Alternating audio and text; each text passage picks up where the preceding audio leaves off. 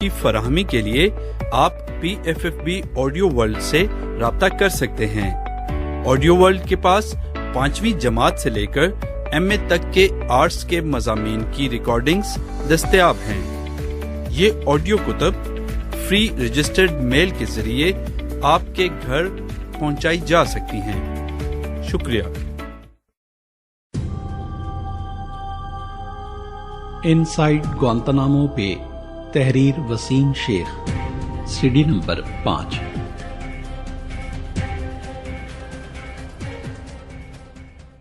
Pentagon کے مطابق قحطانی نے اعتراف کیا ہے کہ اسے 9/11 کے حملوں کے ماسٹر مائنڈ خالد محمد شیخ نے امریکہ بھیجا تھا، اور یہ کہ وہ کئی مواقع پر اسامہ سے بھی مل چکا ہے۔ قحطانی نے یہ اعتراف بھی کیا کہ اس نے دہشت گردی کے 2 مراکز میں تربیت حاصل کی تھی، جہاں وہ اکثر القاعدہ کی ٹاپ لیڈرشپ سے ملتا بھی رہا تھا۔ لیکن جہاں تک قحطانی کے حوالے سے امریکہ کی وفاقی عدالت میں مقدمات کا ذکر ہے کہ قحطانی کا سب سے اہم انکشاف گوانتانامو بے کی جیل میں القاعدہ کے 30 ساتھیوں کو پہچاننا ہے۔ اس بیان کو پینٹاگون نے ان قیدیوں کو جنگی دشمن ثابت کرنے اور ملٹری ٹریبیونلز کو رام کرنے کے لیے فوری طور پر استعمال کیا تھا، لیکن قیدیوں کے وکلاء کو قحطانی کے اس اہم ترین انکشاف پر بہت سے اعتراضات ہیں۔ وہ اس انکشاف کو شہادت کے طور پر قبول کرنے کو تیار نہیں ہیں۔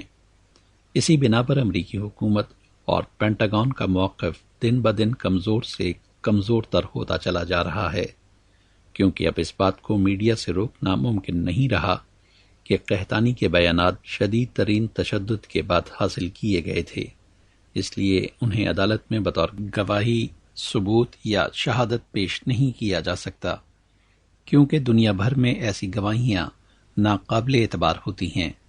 سابقہ بیانات سے انکار کر کے قیدی نمبر 063 نے ثابت کر دیا کہ قانون نافذ کرنے والے امریکی اداروں کا اندرونی نظام بھی کسی طور پر تیسری دنیا کی پولیس سے بہتر نہیں ہے۔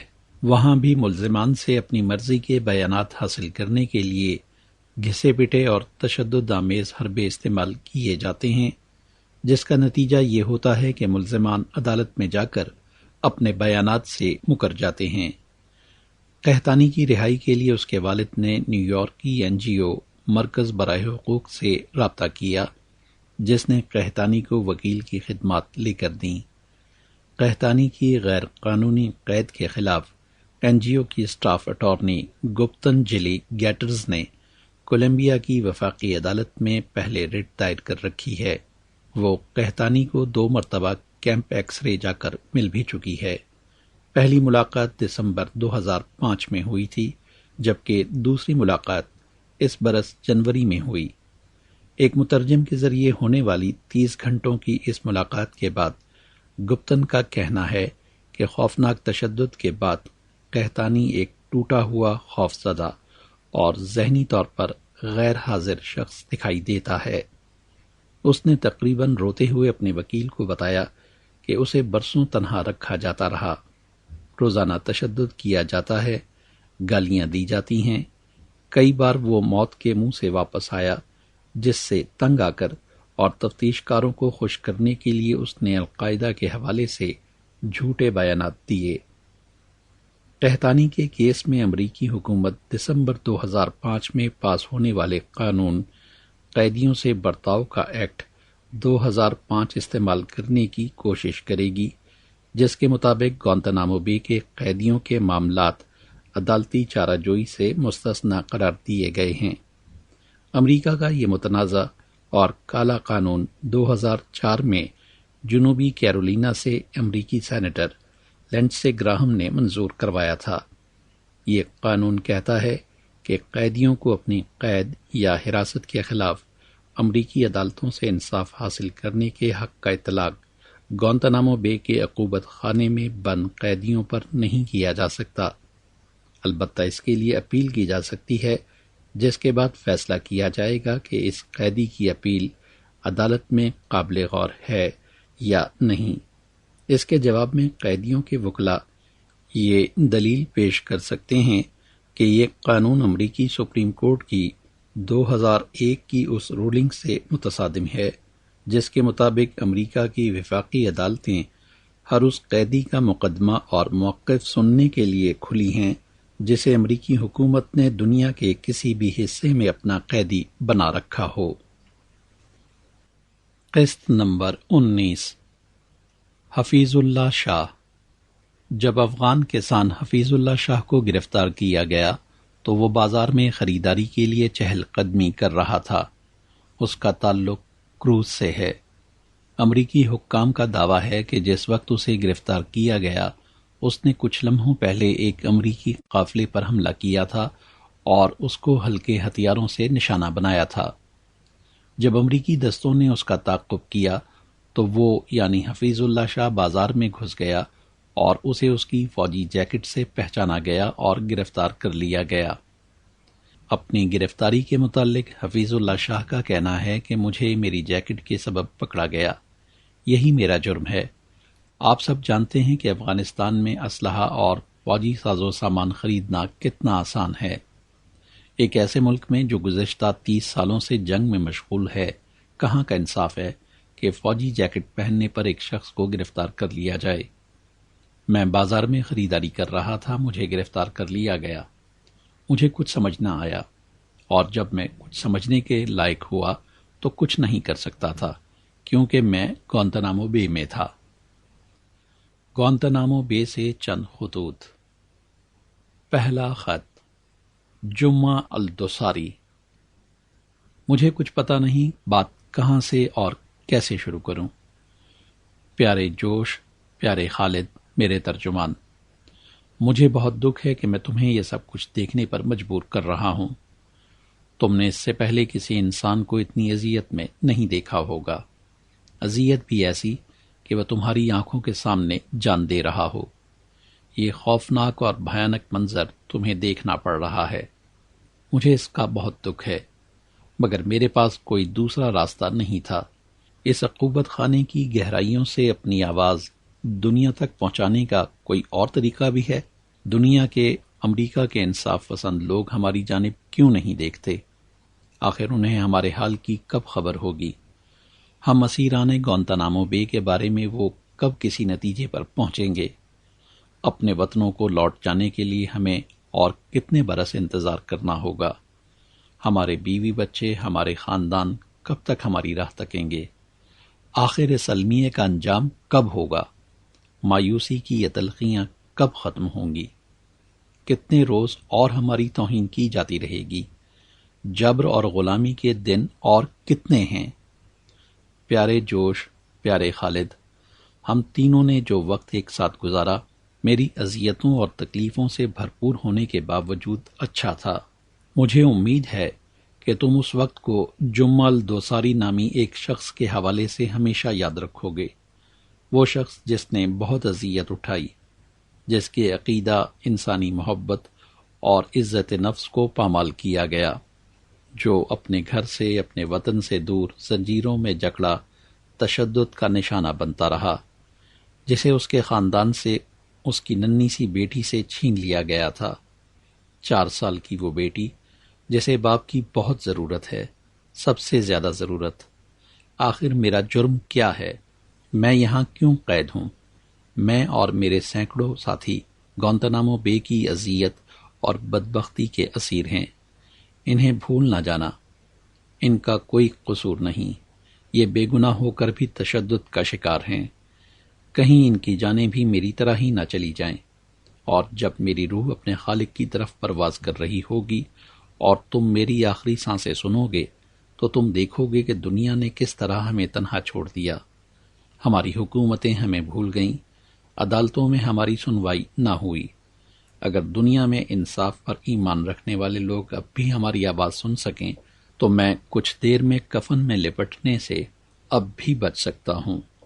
ماں باپ کو ان کا بیٹا، بہنوں کو ان کا بھائی، اور ننھی سی بیٹی کو اس کا باپ پھر مل سکتا ہے، مگر میرے پاس تو اور کوئی راستہ بچا ہی نہیں۔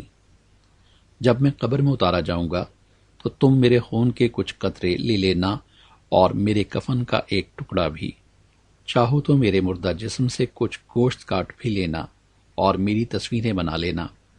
پھر یہ سب کچھ لے جا کر دنیا کو دکھانا، عدالتوں میں بیٹھے ہوئے ججوں کو اقدار اور اصولوں پر یقین اور انصاف پر ایمان رکھنے والوں کو بھی، تاکہ انہیں پتہ چلے کہ وہ شخص کی جان کے ضیاع کے ذمہ دار ہیں جس سے کوئی گناہ سرزد نہیں ہوا تھا۔ امن و جمہوریت کے محافظ اور آزادی و مساوات کے علم بردار ہی تو اس جان پر گزرنے والی اذیتوں کے ذمہ دار ہیں۔ سمندر کے اس پار بہت دور کتنی مائیں، کتنے باپ، کتنی بیویاں، کتنے بھائی، کتنے بچے ہم اسیران گوانتانامو بے کی یاد میں آنسو بہا رہے ہیں۔ آخر یہ جدائیاں، یہ تلخیاں ان کا مقدر کیوں بن گئی ہیں؟ صرف میری روح ہی زخمی نہیں، میرا خاندان بھی گھائل ہے۔ میری بیٹی جس سے زندگی کی امنگ چھین لی گئی ہے، مجھے لکھتی ہے، بابا اب آ بھی جاؤ، میری سب ہمجولیوں کے بابا ہیں، میرے کیوں نہیں؟ بابا تم میرے لیے ہی واپس آ جاؤ، بابا تم میرے لیے ہی واپس آ جاؤ۔ مگر میں اپنی بیٹی کو کیا جواب دوں؟ اسے گھر آنے کی کون سی تاریخ بتاؤں؟ شاید عدالتوں میں براجمان منصف ہی اسے کچھ بتا سکیں۔ جوش، خالد، اس وقت ملک الموت میرے سامنے کھڑا ہے۔ اس سے بڑی ناگوار بو آ رہی ہے۔ یہ بو صرف وہی سونگھ سکتا ہے جو میری طرح اذیتوں سے گزرا ہو۔ الوداع دوستو، اب ہم کبھی نہیں ملیں گے۔ مجھ سے ملاقات کی امید نہ رکھنا۔ تم نے میرے لیے جو کچھ کیا ہے اس کے لیے بہت شکریہ۔ اب میری آخری خواہش سن لو۔ میں نے تمہیں جو خطوط لکھے وہ دنیا کو دکھانا، تاکہ سب کو پتہ چلے کہ ہم پر گوانتانامو بے کے قید خانوں میں کیا گزری۔ میں نے یہ خط اسی تاریخ کو لکھا ہے جو اس پر درج ہے۔ حیران ہوں کہ خالد کیوں نہیں آیا۔ میں اس سے آخری بار ملنا چاہتا تھا۔ میں نے تم دونوں کے احترام میں اس خط میں کوئی تبدیلی نہیں کی۔ بد قسمت قیدی جمعہ۔ عبداللطیف الدوساری، بروز جمعہ 10 اکتوبر 2005، گوانتانامو بے، کیوبا۔ یہ خط بحرین کے شہری جمعہ الدوساری نے گوانتانامو بے کی قید تنہائی میں امریکیوں کے ہاتھوں تشدد اور توہین آمیز سلوک سے تنگ آ کر خودکشی کی کوشش سے قبل اپنے وکیل جوشو برائن اور ترجمان خالد کے نام لکھا تھا۔ وکیل جوشو برائن کو یہ خط 15 اکتوبر 2005 کو ہی اس وقت ملا جب وہ جمعہ الدوساری سے ملاقات کے لیے اس کی کوٹھڑی میں پہنچا اور اسے خون میں لت پت چھت سے لٹکتے ہوئے پایا۔ اس نے پھندا لینے سے پہلے اپنی کلائی کی رگیں بھی کاٹ لی تھیں۔ امریکی حکومت نے الدوساری کا یہ پراثر اور رقت آمیز خط 5 ماہ تک راز میں رکھنے کے بعد 15 مارچ 2006 کو شائع کرنے کی اجازت دی۔ دوسرا خط برطانیہ کے 2 شہریوں شفیق رسول اور آصف اقبال نے 2 سال کا عرصہ گوانتانامو بے کی امریکی جیل میں گزارنے کے بعد صدر بش اور امریکی سینٹ کی کمیٹی کو ایک کھلے خط میں ان کے ساتھ وہاں کی جانے والی مبینہ زیادتیوں کی تفصیلات لکھی ہیں۔ شفیق رسول اور آصف اقبال نے لکھا ہے، ہمارے ساتھ جان بوجھ کر بے عزتی کا سلوک کیا گیا اور وہاں موجود گارڈز نے ان کو ڈرانے دھمکانے کے لیے کتوں اور بلند آواز میں میوزک کا استعمال کیا، جس میں خاص طور پر M&M نامی گلوکار کے گانے بھی شامل تھے۔ اکثر قیدیوں کو معمولی خلاف ورزیوں کے لیے سزا کے طور پر خواتین عملے کے سامنے ننگا کھڑا کیا جاتا تھا۔ بعض اوقات ہاتھ پیروں کے ساتھ باندھ کر انہیں بیٹھے رہنے پر مجبور کیا جاتا تھا اور وہاں موجود فوجی کہتے تھے کہ وہ جو چاہیں کر سکتے ہیں۔ اس کے علاوہ انہیں یہ اعترافی بیان دینے پر بھی مجبور کیا گیا کہ سن 2000 میں جاری ہونے والی ایک ویڈیو ٹیپ میں اسامہ بن لادن کے ساتھ وہ دونوں بھی موجود ہیں۔ شفیق رسول اور آصف اقبال کو بعد ازاں بغیر کسی الزام کے چھوڑ دیا گیا تھا۔ قسط نمبر 20 انٹرویوز۔ گوانتانامو بے سے رہائی پانے والے معظم بیگ کی باتیں۔ گوانتانامو بے میں طویل عرصہ تک قید رہ کر واپس آنے والے معظم بیگ نے رہائی کے بعد CIA اور FBI کے مظالم بے نقاب کرنے کے لیے ایک نیا محاذ کھول رکھا ہے اور وہ بے باکی اور متانت کے ساتھ دنیا کو گوانتانامو بے کے پس پردہ حقائق سے آگاہ کر رہے ہیں۔ ذیل میں ان کے ایک انٹرویو کے چند اقتباسات قدر اختصار کے ساتھ پیش کیے جا رہے ہیں جو انہوں نے برطانیہ کے مشہور چینل 4 کو دیا۔ سوال: آپ پہلی بار افغان کیمپوں کا دورہ کرنے گئے تھے تو اس کا کیا مقصد تھا؟ وہاں کس قسم کی تربیت دی جاتی تھی؟ جواب: چھوٹے ہتھیار استعمال کرنے کی تربیت، شاید کلاشنکوف اور چھوٹی بندوقیں۔ سوال: آپ نے تربیت حاصل کی تھی؟ جواب: نہیں، میں 2 ہفتے تک وہاں رہا اور واپس آ گیا۔ سوال: تو پھر وہاں کیوں گئے تھے؟ جواب: صرف یہ دیکھنے کو کہ وہ کیا کر رہے ہیں اور ان کی بود و باش کس نوعیت کی ہے۔ میں ان سے بات کر کے ان کے مصائب کی تفصیل جاننا چاہتا تھا جن سے وہ گزر چکے تھے۔ میں اپنی زندگی کا ایک مقصد تلاش کر چکا تھا۔ سوال: کون سا مقصد؟ جواب: بوسنیا ہرزیگوینا کے واقعات نے مجھے جھنجھوڑ ڈالا تھا۔ وہاں ہونے والے مظالم نے مجھے بہت متاثر کیا تھا۔ برمنگھم کی ایک مسجد میں وہاں سے بعض مہاجرین آئے تھے، ان میں سے مسلمانوں کے علاوہ عیسائی بھی شامل تھے۔ پھر میں کھانے پینے کی اشیاء، دوائیں اور کمبل جمع کر کے بوسنیا بھی گیا تھا۔ سوال: تو بوسنیا کے اس تجربے کے بعد ایک قدامت پسند بینک مینیجر کا بیٹا ریڈیکل ہو گیا؟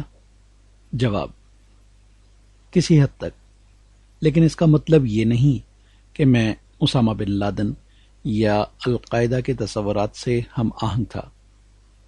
میں بوسنیا والوں کے حق مزاحمت کے ساتھ تھا۔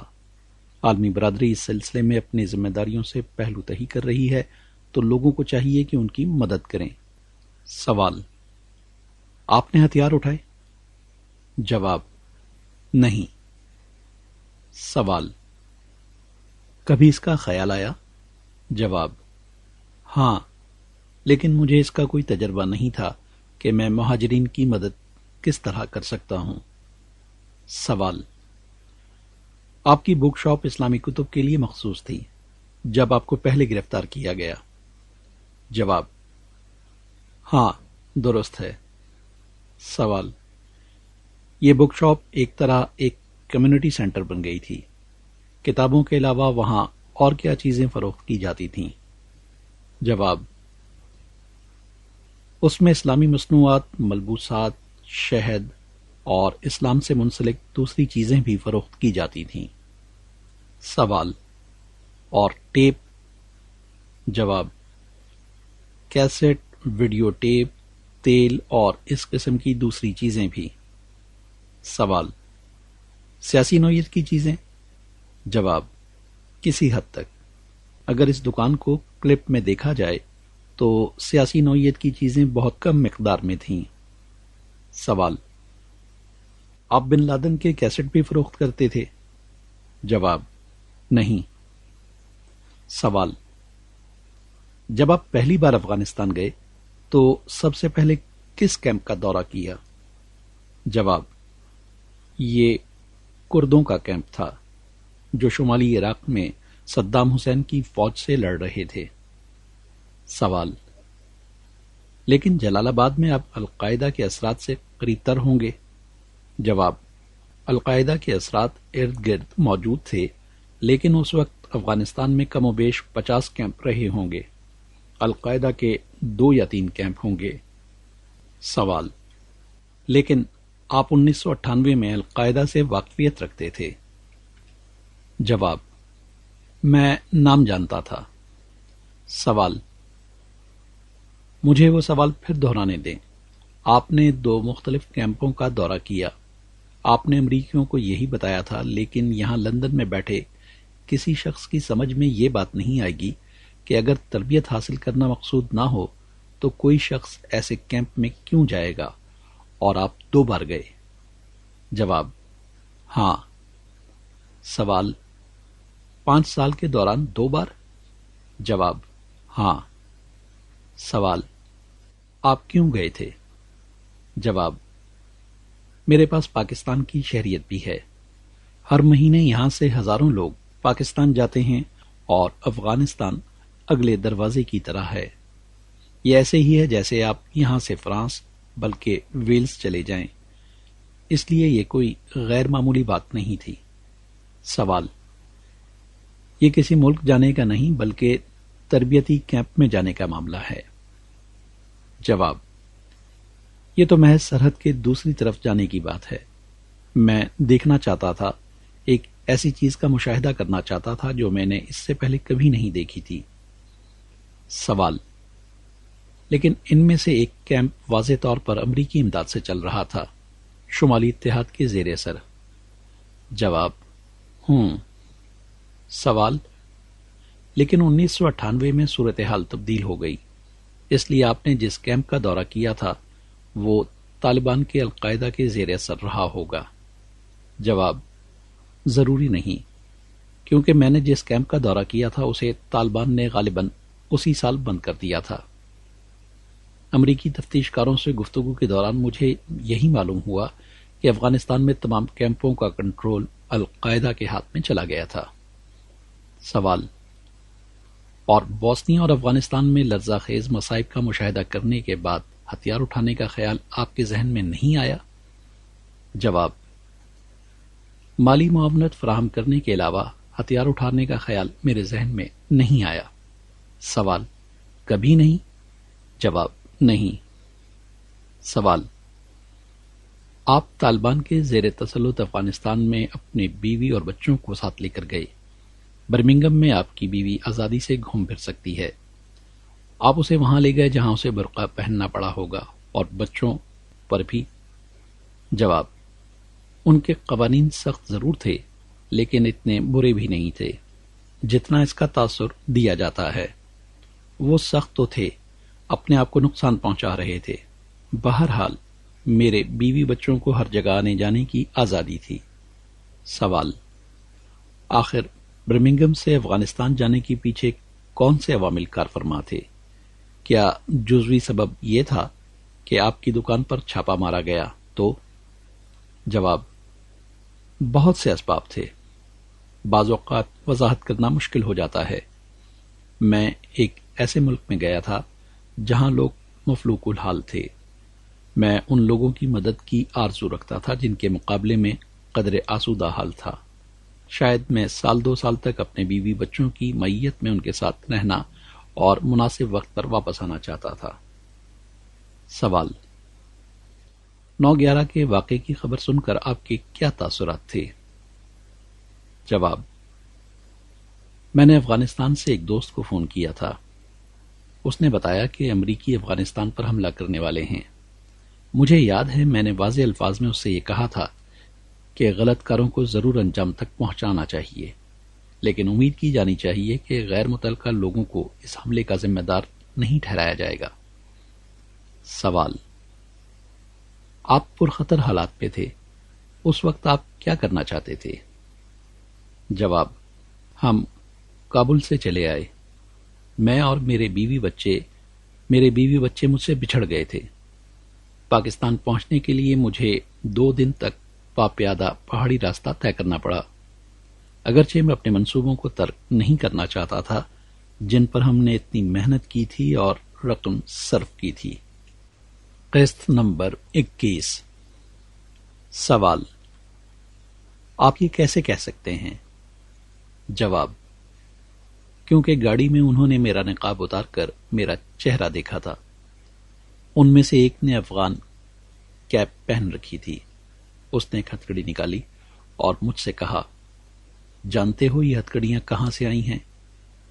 مجھے یہ ہتھکڑی 9/11 کے ہلاک شدگان کی بیویوں میں سے ایک بیوی نے دی ہے، یہ کہتے ہوئے کہ جاؤ بدماشوں کو پکڑ کر لاؤ. میں نے اس سے کہا، کیا وہ تمہیں احمق قرار نہیں دے گی کہ تم نے ایک غیر متعلق آدمی کو پکڑ لیا ہے؟ اس کا اس نے کوئی جواب نہیں دیا. سوال: بگرام میں کیا حالات درپیش آئے؟ جواب: وہ قیدیوں کو شاور کی تیز دھار کے نیچے کھڑا کر دیتے تھے. حتیٰ کہ ان کے جسم بالکل اکڑ جاتے تھے۔ اس باعث بہت سے لوگوں کو ہائپوتھرمیا کا عرضہ لاحق ہوا اور انہیں ہسپتال میں داخل کرنا پڑا۔ میں نے 80 برس سے زائد عمر کے ضعیفوں کو قیدیوں کی حیثیت سے دیکھا ہے۔ میں نے ایسے لوگ دیکھے ہیں جنہیں سماج سے محروم کر دیا گیا تھا۔ ان کی دانست میں وہ سیکیورٹی کے لیے مسئلہ بن سکتے تھے۔ میں نے 11-12 برس کے بچوں کو زیر حراست دیکھا۔ میں نے ایسے آدمیوں کو دیکھا جنہیں زخمی کر کے گرفتار کیا گیا۔ سوال: بگرام میں آپ نے کوئی قتل ہوتے دیکھا؟ جواب: ہاں، میں نے دیکھا۔ 2 قیدیوں پر اس خوفناک انداز میں تشدد کیا گیا کہ بعد میں وہ زندگی سے محروم ہو گئے۔ میرے خیال میں ان کی موت تشدد ہی کے باعث واقع ہوئی۔ بعد میں ان میں سے ایک کی موت کے بارے میں تحقیقات بھی ہوئیں۔ گوانتانامو بے میں مجھ سے جرح کے دوران پوچھا گیا کہ کیا میں اس آدمی کی موت کے ذمہ دار شخص کے خلاف گواہی دینے کو تیار ہوں۔ بعد میں انہوں نے مجھے تمام یونٹوں کے فوجیوں کی تصاویر بھی دکھائیں۔ کس قدر ستم ظریفی کی بات ہے کہ 2.5 سال کے عرصے میں مجھے پہلی بار گواہ بننے کے لیے کہا جا رہا تھا، اور وہ بھی امریکی فوجیوں کے خلاف۔ افغانستان سے معظم بیگ کو گوانتانامو بے لے جایا گیا۔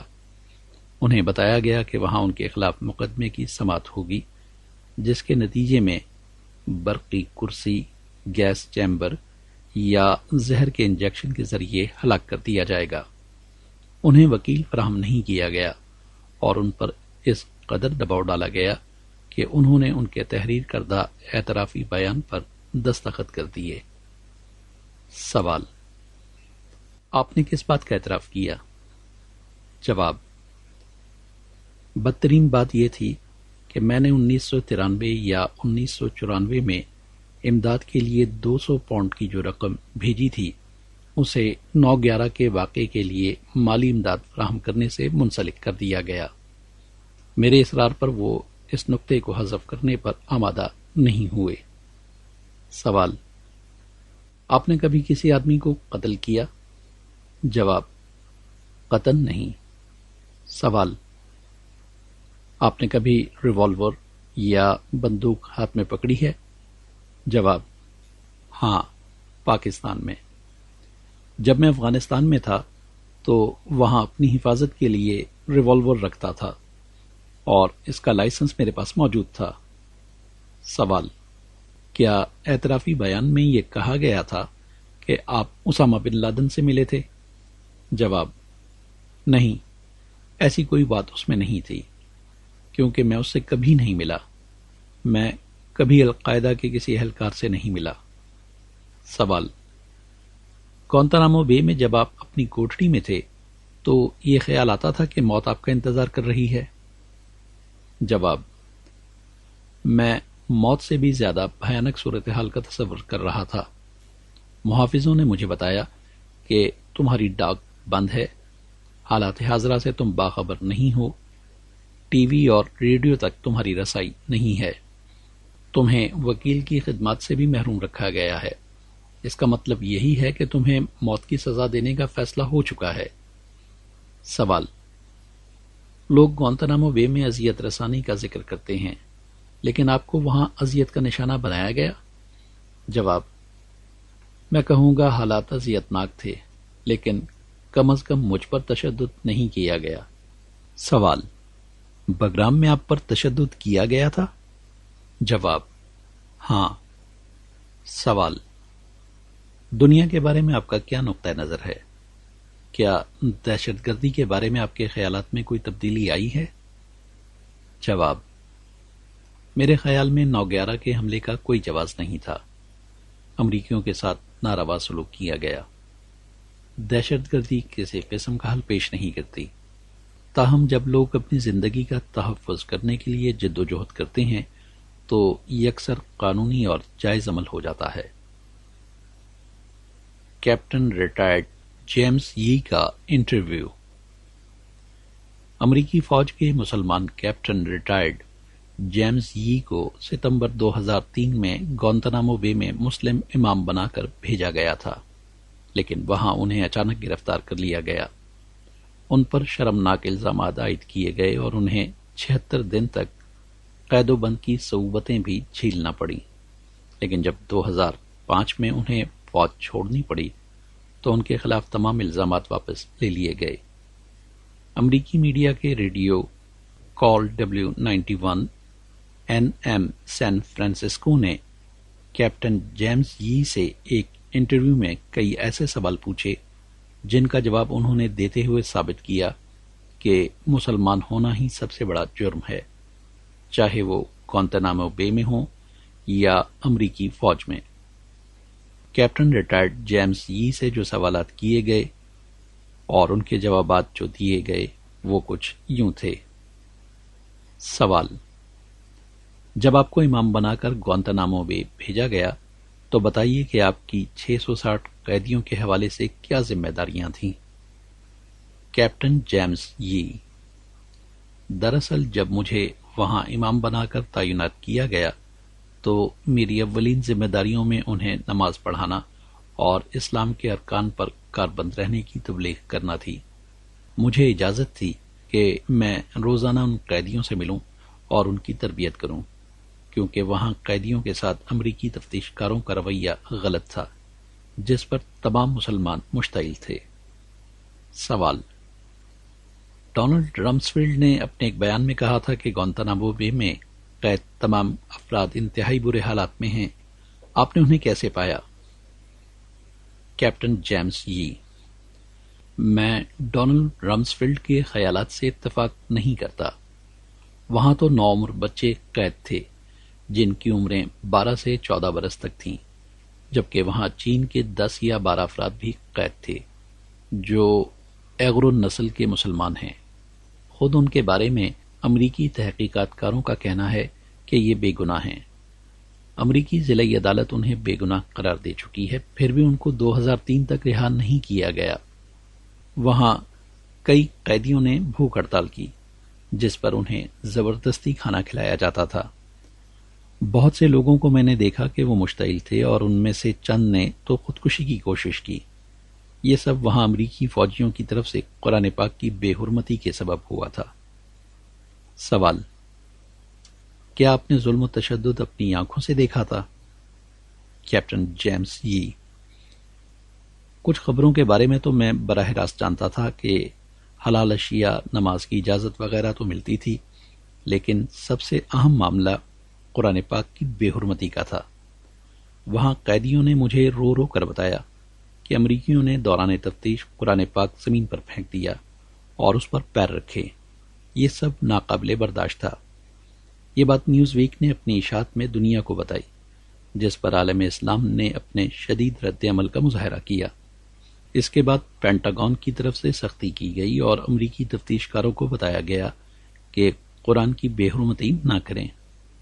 اب اگر پینٹاگون سے مجھ پر الزام لگایا گیا کہ میں وہاں جاسوسی کرنے گیا تھا یا کسی کے لیے جاسوسی کر رہا تھا تو یہ بات خود ان کو سوچنی چاہیے تھی کہ مجھے وہاں انہوں نے ہی بھیجا تھا۔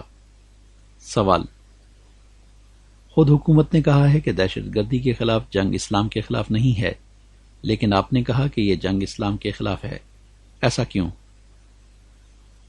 کیپٹن جیمز یی: وہاں جو رویہ دکھا اور پرکھا گیا وہ سب اسلام قبول کرنے والوں کے ساتھ تھا۔ وہاں سب قیدی مسلمان تھے، میں خود مسلمان ہوں۔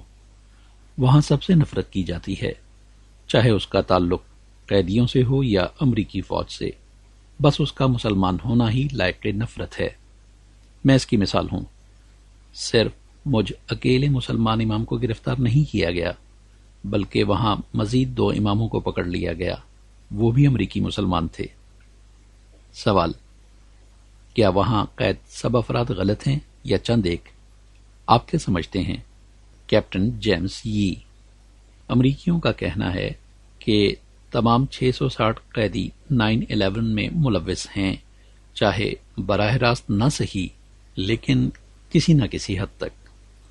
ان سب کو غلط ناموں سے بلایا جاتا تھا، بد دماغ اور کبھی حماس کہا جاتا تھا۔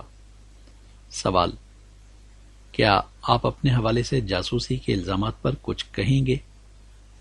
کیپٹن جیمز یی۔ ایک مسلمان نماز پنجگانہ باقاعدگی سے ادا کرتا ہے۔ ہم بھی وہاں دیگر قیدیوں کے ساتھ نماز ادا کرتے تھے۔ ہم سب مسلمان ہیں، اس کے باوجود ہم پر الزام تھا۔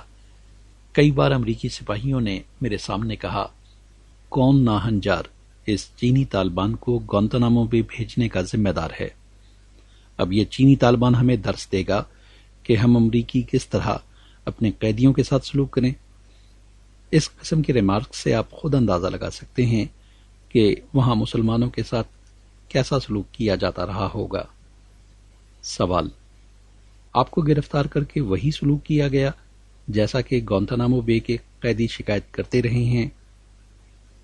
کیپٹن جیمز یی: جب مجھے انہوں نے گرفتار کیا تو گوانتانامو بے میں قید نہیں رکھا، بلکہ مجھے اس سے ملحق ایک الگ بندی خانے میں بھیج دیا، جہاں ان امریکی باشندوں کو گرفتار کر کے رکھتے تھے جو امریکہ کے خلاف جنگ لڑ رہے تھے۔ یہ نیول بیس کارلسٹن کہلاتا ہے۔ مجھے انہوں نے 3 جگہوں سے جکڑ رکھا تھا۔ میری کلائیاں، کمر اور پیروں میں بیڑیاں لگا دی گئی تھیں۔ میری آنکھوں پر کالا چشمہ پٹی لگا دی گئی تھی، جس سے نہ تو میں بول سکتا تھا اور نہ ہل سکتا تھا اور نہ ہی آرام کر سکتا تھا۔ اس کے علاوہ انہوں نے میرے کانوں پر ایسے ایئر فون لگا دیے تھے جس کے بعد میں سن نہیں سکتا تھا۔ جیسے مجھے کارلسٹن بیس پر لایا اور رکھا گیا تھا۔ سب کو علم ہے کہ افغانستان اور عراق سے جن قیدیوں کو گوانتانامو بے لایا گیا تھا ان کے ساتھ ایسا ہی سلوک کیا گیا تھا۔ یہ آن دی ریکارڈ ہے، کوئی ڈھکی چھپی بات نہیں۔ سوال: کیا آپ اس وقت گھبرائے تھے کہ جب آپ کو گرفتار کر کے ایک الگ جگہ پر رکھا گیا؟ کیپٹن جیمز یی: ہاں، میں بہت پریشان ہوا تھا، کیونکہ جہاں مجھے رکھا گیا تھا وہاں سے میرے اہل خانہ کو میرے حوالے سے نہ تو کچھ بتایا گیا اور نہ ہی گرفتاری سے آگاہ کیا گیا تھا۔ میں سمجھا کہ یہ چند ایک دن کا معاملہ ہے، جلد ہی ختم ہو جائے گا، لیکن یہ سلسلہ بڑھ کر قریباً 2.5 ماہ طویل ہو گیا۔ لازمی سی بات ہے، میرا پریشان ہونا فطری امر تھا۔ میرے اہل خانہ یعنی والدین اور بیوی بچے سبھی پریشان تھے۔ سوال: کیا آپ نے فوج سے کچھ سیکھا؟ میرا مطلب ہے آپ کا تجربہ کیا کہتا ہے؟ کیپٹن جیمز یی: میرا تجربہ دہشت گردی کے خلاف جنگ کے حوالے سے کافی مختلف ہے۔ آپ اس جنگ کو کیا نام دیں گے جس میں ایک امریکی مسلمان امریکی فوج کے لیے ناقابل اعتبار ٹھہرتا ہے؟ مجھے بحیثیت امریکی فوجی محکمہ انصاف سے حق نہیں ملا۔ میرے ساتھ روا رویے سے صاف ظاہر ہوتا ہے کہ گوانتانامو بے کے قیدیوں کے ساتھ امریکیوں کا سلوک کیسا ہوگا۔ سوال: کیپٹن صاحب، آپ فوج سے نکالے جا چکے ہیں، تو اب کیا چاہتے ہیں؟ فوج سے معافی؟ کیپٹن جیمز یی: میں نے جنوری 2005 میں فوج چھوڑ دی، لیکن یہ بات سمجھ لیں کہ مجھے فوج سے نکالا نہیں گیا، میں نے فوج خود چھوڑی ہے۔ ایک عزت مند اور آبرومندانہ طریقے سے میں نے فوج ترک کی۔ مجھے اب بھی عہدہ اور خطاب ملا ہوا ہے، مجھے فوجی اعزاز بھی ملا، لیکن مجھ سے کسی نے معافی طلب نہیں کی۔ اب میں اپنے خاندان اور بہی خواہوں کے ساتھ موجود ہوں۔ اس وقت کئی اراکین کانگریس مجھ سے رابطے میں ہیں، وہ ایک تحقیقات میں مصروف ہیں جس میں مجھ سے امریکی وزارت دفاع کے سلوک کا جائزہ لیا جا رہا ہے، کیونکہ میں نے اپنے ساتھ بیتے سلوک کو نفرت انگیز جرم کے مترادف قرار دیا تھا۔ اب میں انتظار کر رہا ہوں کہ اس تحقیقات کا کیا نتیجہ سامنے آتا ہے۔ یہ تحقیقات department of defence inspector general کے تحت چل رہی ہے۔ ہو سکتا ہے کہ اس کا نتیجہ امریکی معافی کی صورت میں نکلے۔ اب میں اس کے لیے منتظر ہوں۔ قسط نمبر 22: گوانتانامو بے کے قیدیوں پر تشدد نہیں ہوا۔ امریکی وزارت خارجہ کے قانونی مشیر جان بلیگر کی ڈھٹائی۔ امریکی وزارت خارجہ کے قانونی مشیر جان بلیگر شوئم نے گوانتانامو بے میں قیدیوں پر تشدد سے متعلق سوالات کے جوابات ویب کاسٹنگ کے ذریعے دیے۔ ڈیل میں سوالات اور جوابات منوعاً پیش کیے جا رہے ہیں۔ سوال: اقوام متحدہ کی کمیٹی کو کیسے پتہ چلا کہ گوانتانامو بے میں قید 500 افراد کو تشدد کا نشانہ بنایا گیا؟ کیا اقوام متحدہ کی کمیٹی کی رپورٹ کے پیش نظر امریکہ مثبت رویہ اختیار کرتے ہوئے ان قیدیوں کو بند کرے گا؟ جواب: اقوام متحدہ کی کمیٹی ہرگز اس نتیجے پر نہیں پہنچی کہ گوانتانامو بے میں قیدیوں کو تشدد کا نشانہ بنایا گیا۔ امریکہ کا آئلی قانون، فیڈرل قانون اور ملٹری قانون قیدیوں پر تشدد کی ہرگز اجازت نہیں دیتا۔ حکومت امریکہ اس بات کو تسلیم نہیں کرتی کہ گوانتانامو بے میں قیدیوں پر تشدد کیا گیا ہے۔ اقوام متحدہ کی کمیٹی نے گوانتانامو بے میں قید خانے کو بند کرنے کی بات کہی ہے کیونکہ وہ قیدیوں کی مدت قید کو لے کر تشویش میں ہے۔ امریکہ کا ماننا ہے کہ اس کی القاعدہ سے مسلح جنگ جاری ہے اور مسلح جنگ میں جنگ کے خاتمے تک ان جنگجوؤں کو قید میں رکھنے کا مطلب یہ نہیں کہ ان پر تشدد کیا جائے۔ گوانتانامو بے کے قیدیوں کے تعلق سے جو تشویش کا اظہار کیا جا رہا ہے، صدر بش نے اسے تسلیم نہیں کیا اور وہ ضرورت سے زیادہ مدت تک اس قید خانے کو کھلا نہیں رکھنا چاہتے۔ تاہم گوانتانامو بے میں کچھ ایسے خطرناک لڑاکے بھی قید میں ہیں جو رہا ہونے پر نہ صرف امریکہ بلکہ دیگر کئی ممالک کے لیے خطرناک ثابت ہو سکتے ہیں۔ سوال: ایس ایم آصف: گوانتانامو بے میں 500 سے 600 جوان اور لڑکے گزشتہ 3 سالوں سے قید ہیں۔ کیا یہ امریکہ اور بین الاقوامی قوانین اور حقوق انسانی کی خلاف ورزی نہیں ہے؟ جواب: پہلی بات، گوانتانامو بے میں کوئی لڑکا قید نہیں ہے۔ شروع میں چند لڑکوں کو گوانتانامو بے لے جایا گیا تھا، لیکن ان کی عمر کا پتہ لگنے کے بعد انہیں کمیونٹی مرکز میں ٹرانسفر کر کے ان کی تعلیم کا انتظام کیا گیا۔ انہیں انگریزی اور ریاضی کی تعلیم دی گئی اور انہیں ورزش، کھیل کود کی سہولت فراہم کی گئی۔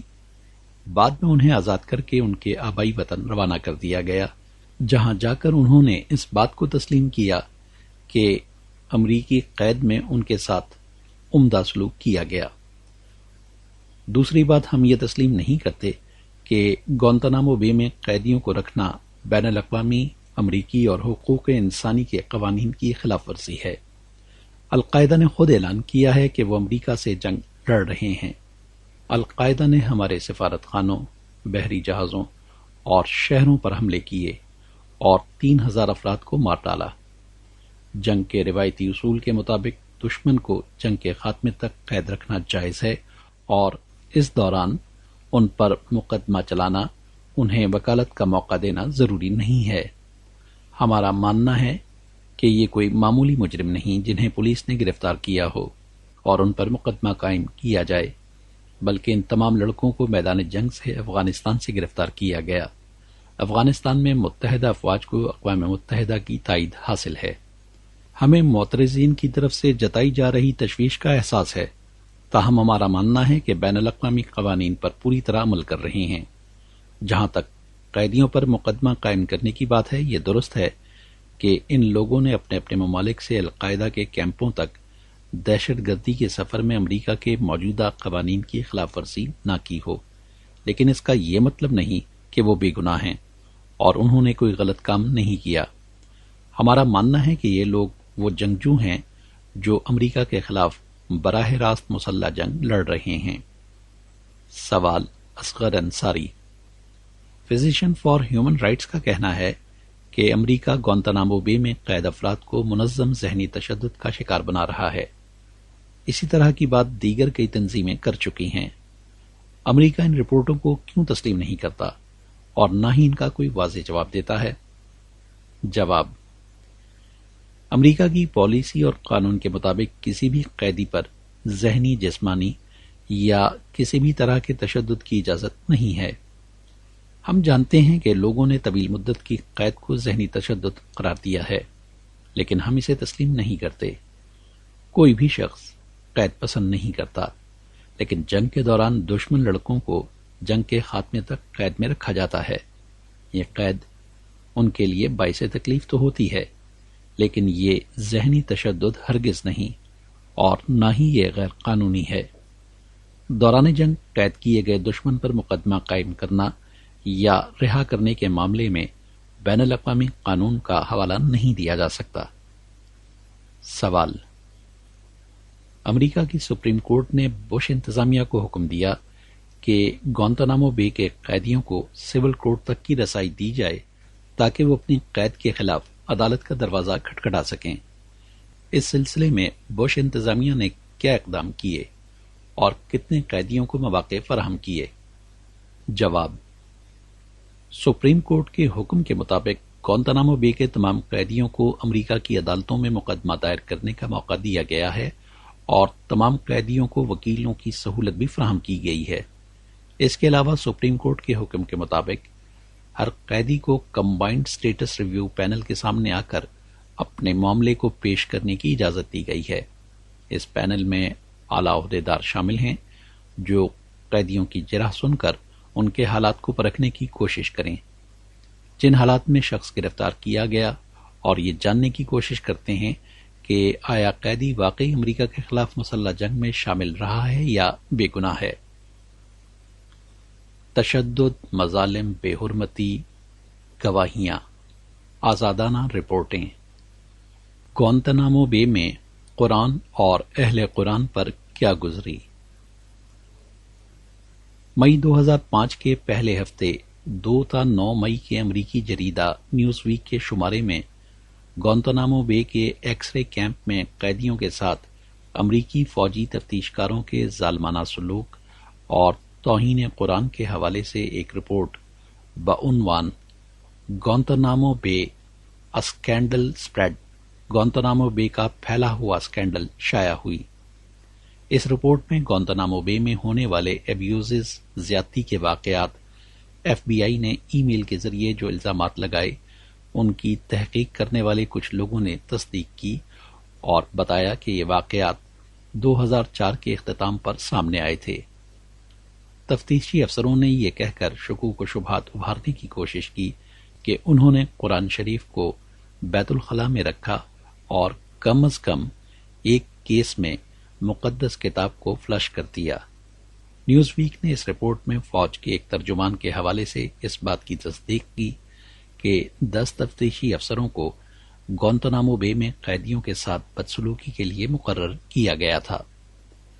اس رپورٹ کے مطابق یہ واقعات منظر عام پر آنے کے بعد میجر جنرل جیفری ملر کی جگہ ایک زیادہ senior air force general lieutenant general Randolph میڈٹ کو اس کی جگہ تفتیش کا انچارج مقرر کیا گیا تاکہ اس واقعے کی تحقیقات کر سکے۔ ایف بی آئی کی ای میل ظاہر کرتی ہے کہ ایف بی آئی کے ایجنٹ بار بار مائیکل ڈان لیوی کی جارحانہ فوجی تکنیک کے بارے میں ملٹری کمانڈر سے جھگڑا کرتے رہے، جس میں جیفری ملر اور اس کے بعد آنے والا ریٹائرڈ جنرل بھی شامل تھا۔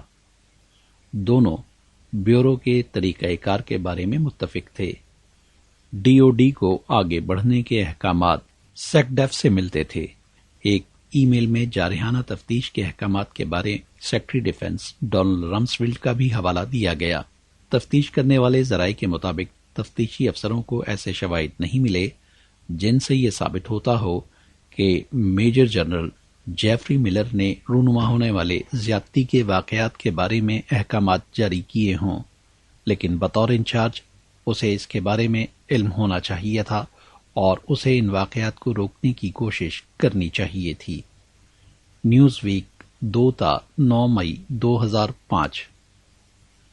نیوز ویک کی اس رپورٹ کی اشاعت کے بعد دنیا بھر کے مسلمانوں میں شدید رد عمل پیدا ہوا اور افغانستان میں جلال آباد کے بعد کابل میں بھی امریکہ مخالف مظاہرے شروع ہو گئے۔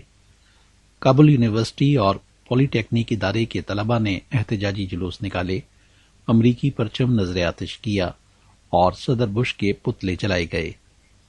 پاکستانی سفارت خانے سمیت کئی عمارتوں کو آگ لگا دی گئی۔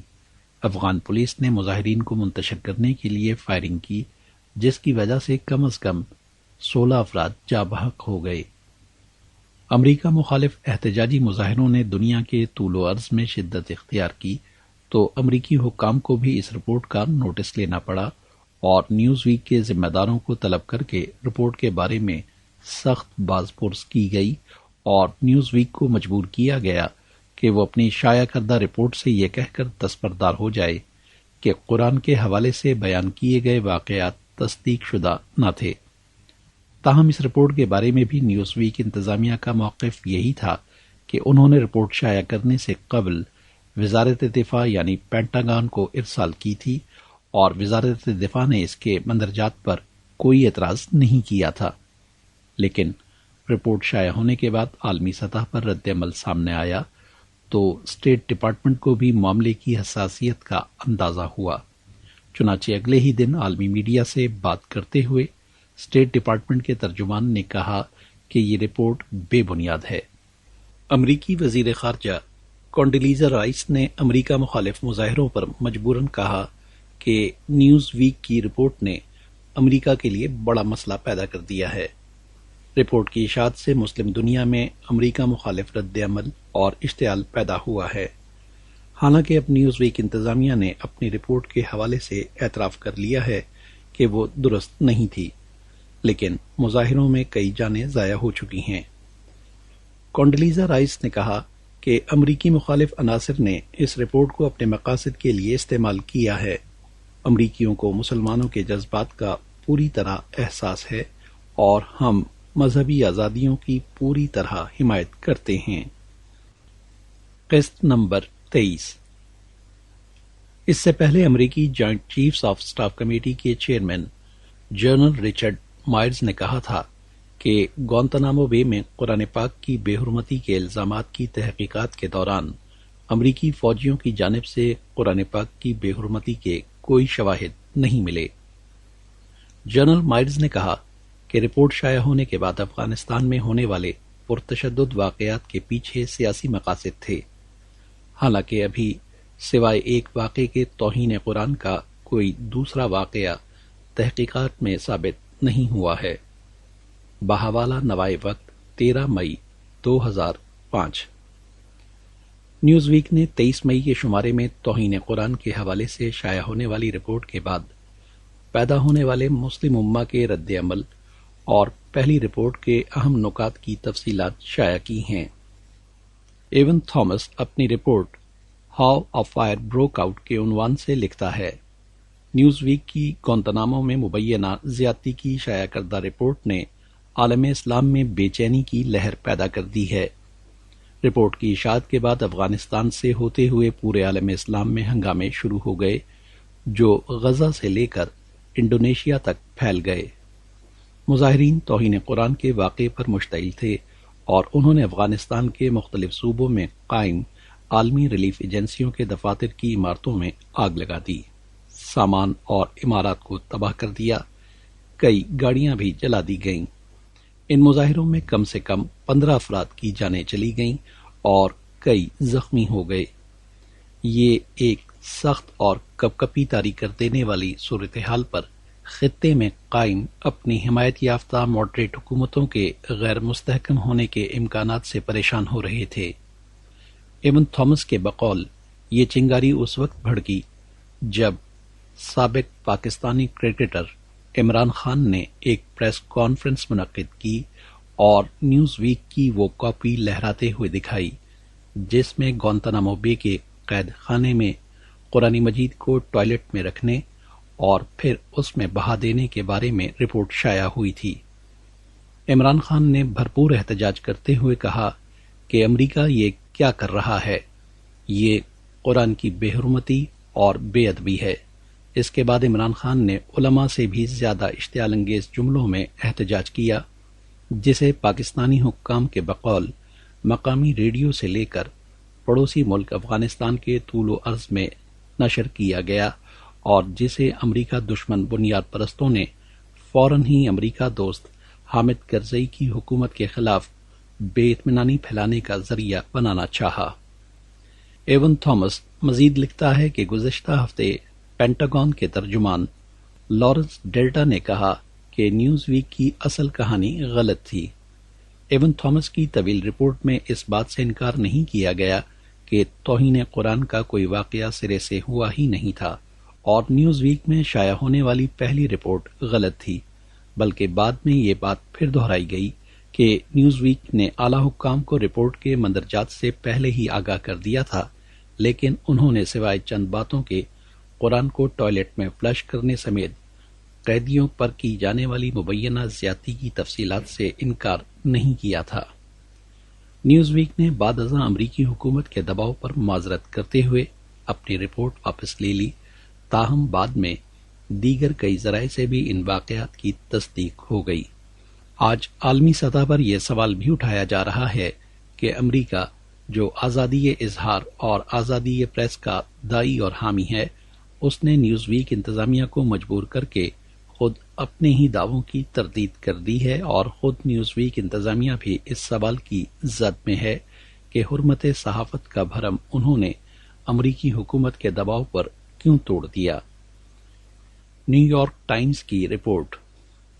جس وقت یہ بحث جاری تھی، اسی وقت امریکی اخبار نیو یارک ٹائمز نے ایک اور خفیہ رپورٹ شائع کر کے امریکی حکام کو مزید امتحان میں ڈال دیا۔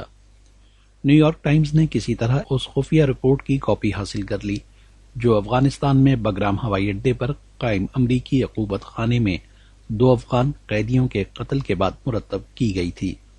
اس رپورٹ میں بتایا گیا تھا کہ دسمبر 2002 میں امریکی فوجیوں نے بگرام بیس پر قید 2 قیدیوں دلاور اور حبیب اللہ کو ہولناک تشدد کا نشانہ بنا کر موت کے گھاٹ اتار دیا تھا۔ 2000 صفحات پر مشتمل اس رپورٹ میں کئی ایسے انکشافات کیے گئے ہیں جو رونگٹے کھڑے کر دیتے ہیں۔ نیو یارک ٹائمز کا کہنا تھا کہ کم و بیش 7 امریکی فوجی جن کو انتہائی ناقص تربیت دی گئی تھی اور جنہیں تحقیقات کا کوئی تجربہ بھی نہیں تھا، قیدیوں کے ساتھ انتہائی سفاکانہ اور غیر انسانی سلوک کرتے رہے۔ ایک اینی شاہد نے بتایا کہ ایک بے رحمی سے قیدی کے نازک حصوں پر ٹھوکریں مارتا تھا۔ اینی شاہد نے حلفیہ بیان دیا کہ ایک قیدی کو جسے ہتکڑیاں لگی ہوئی تھیں الٹی قلابازیاں کھانے پر مجبور کیا گیا۔ اسے یہ بھی حکم دیا گیا کہ وہ پیچھے کی طرف رینگتے ہوئے امریکی فوجی کے بوٹ چومے۔ ایک اور قیدی کو حکم دیا گیا کہ وہ غلیظ اور بدبودار پانی میں پڑے بوتلوں کے ڈھکن اپنے منہ سے چن چن کر نکالے۔ بگرام کے عقوبت خانوں میں رونما ہونے والے مظالم پر مشتمل رپورٹ میں یہ بھی بتایا گیا کہ تفتیش کرنے والا عملہ قیدیوں سے انتہائی ظالمانہ سلوک کرتا تھا۔ جیل کے پہرے دار بیڑیوں اور ہتکڑیوں میں جکڑے ہوئے قیدیوں کو بے رحمی سے مارتے تھے۔ بعض قیدیوں کے ہاتھوں اور پاؤں میں زنجیریں ڈال کر چھت سے الٹا لٹکا دیا جاتا تھا یا دروازوں کے ساتھ باندھ دیا جاتا تھا۔ 2 قیدیوں دلاور اور حبیب اللہ کی مبینہ ہلاکت سے کچھ دن قبل انٹرنیشنل ریڈ کراس کے ایک وفد نے بگرام کے عقوبت خانے کا دورہ کیا تھا، جس کے بعد وفد نے اپنی رپورٹ میں امریکی حکام کو بتایا تھا کہ قیدیوں کی حالت ناگفتہ بے ہے اور ان پر بدترین تشدد کیا جا رہا ہے، لیکن امریکی حکام نے اس پر توجہ نہیں دی۔ حتیٰ کہ خود کئی سینئر امریکی حکام نے بھی جیل کا دورہ کیا اور قیدیوں کی حالت زار کا مشاہدہ کرتے رہے، لیکن کسی نے زنجیروں میں جکڑے مجبور قیدیوں کی دادرسی نہیں کی۔ تشدد کے دوران موت کے گھاٹ اتارنے والے بدنصیب دلاور کے کیس کی تحقیقات کرنے والوں کا کہنا ہے کہ اس کی موت کم از کم 2 تفتیش کرنے والوں کے بہیمانہ تشدد سے واقع ہوئی تھی۔ دلچسپ بات یہ ہے کہ قیدیوں سے پوچھ گچھ کرنے والے تفتیشکاروں کی ٹیم کی قیادت کرنے والے امریکی افسر کیپٹن کیرولین اے ووڈ کو اسی بے رحم رویہ رکھنے کے انعام میں جولائی 2003 کو ابو غریب جیل عراق میں تعینات کر دیا گیا۔ انکوائری میں بتایا گیا کہ کیپٹن ووڈ نے ابو غریب جیل میں بھی قیدیوں کو بگرام والے قیدیوں کی طرح بے رحمانہ سلوک کا نشانہ بنایا۔ دلاور اور حبیب اللہ کے قتل کے الزام میں 7 فوجیوں پر مقدمہ قائم ہوا، لیکن ابھی تک کسی ایک کو بھی سزا نہیں سنائی جا سکی۔ ریڈ کراس کی رپورٹ۔ International committee of the red cross ICRC نے بھی اس بات کی تصدیق کی کہ اس کے پاس امریکی فوجیوں کی طرف سے قرآن پاک کی بے حرمتی کے افسوسناک واقعات کے ناقابل تردید شواہد موجود ہیں۔ واشنگٹن میں انٹرنیشنل ریڈ کراس کمیٹی کے ترجمان سائمن سکورنو نے کہا کہ 2002 میں افغانستان میں قائم مختلف عقوبت خانوں کے دورے کے دوران قیدیوں نے قرآن مجید کی بے حرمتی کے واقعات رونما ہونے کی شکایت کی تھی۔ کمیٹی نے کئی قیدیوں کے انٹرویوز بھی کیے۔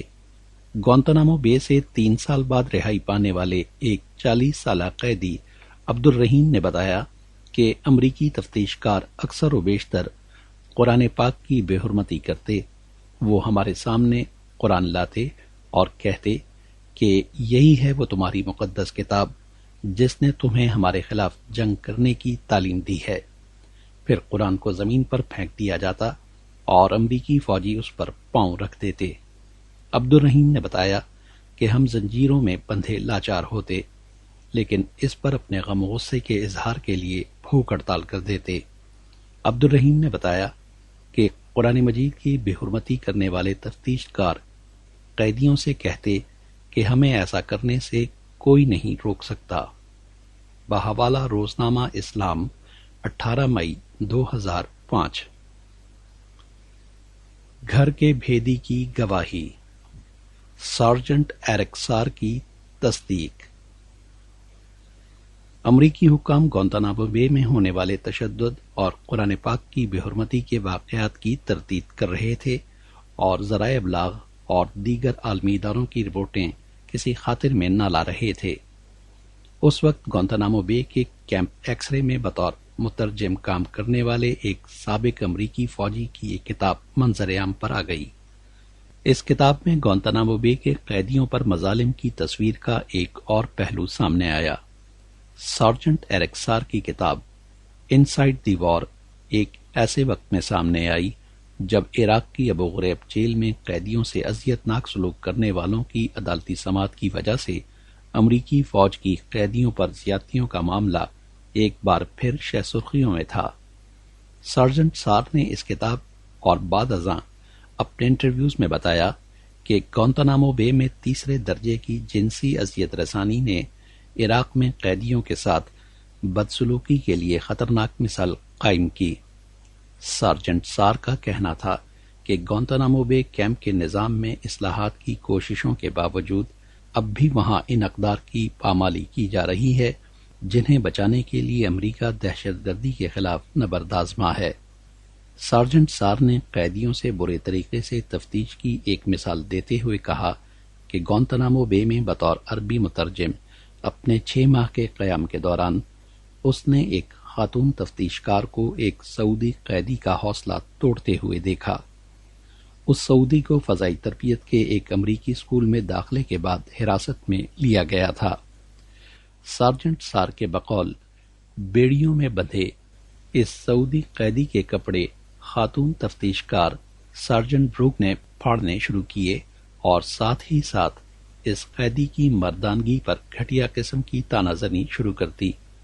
پھر یہ تفتیش کار کمرے سے باہر نکل گئی اور تھوڑی دیر بعد ایک سرخ رنگ کا مارکر لے کر آئی اور قیدی کے پیچھے کھڑے ہو کر اپنے ایک ہاتھ کو مارکر سے سرخ کیا اور پھر اس ہاتھ کو اپنے زیر جامے میں ڈال کر قیدی کے سامنے آ کر کھڑی ہو گئی اور اچانک زیر جامے سے سرخ روشنائی سے آلود ہاتھ نکالا جس سے اس قیدی کو ایسا محسوس ہوا جیسے کہ بروک کے ہاتھ خون آلود ہوں۔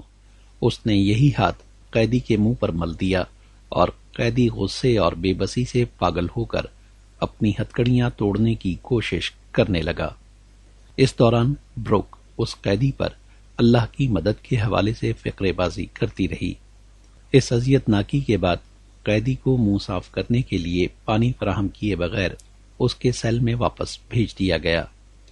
سارجنٹ ایرک سار نے اپنے انٹرویو میں بتایا کہ گوانتانامو بے میں خودکشی کی کوششوں کا تناسب اس سے کہیں زیادہ ہے جتنا کہ امریکی حکام بتاتے ہیں۔ سارجنٹ سار کے بقول اگرچہ امریکی حکومت کہتی ہے کہ گوانتانامو بے میں بدترین قیدی رکھے گئے ہیں، تاہم میرے خیال میں قیدیوں میں سے صرف چند درجن ہی خطرناک دہشت گرد ہوں گے۔ اس کے ساتھ ہی سی ڈی نمبر 5 اپنے اختتام کو پہنچی۔ بقیہ کتاب سننے کے لیے سی ڈی نمبر 6 لگا لیجئے۔ اگر صوتی کتب کے بارے میں ہم سے رابطہ کرنا چاہیں تو ٹیلی فون نمبر 225-3803 یا پیو باکس نمبر 1652 اسلام آباد پر محمد منیب سے رابطہ کریں۔ شکریہ۔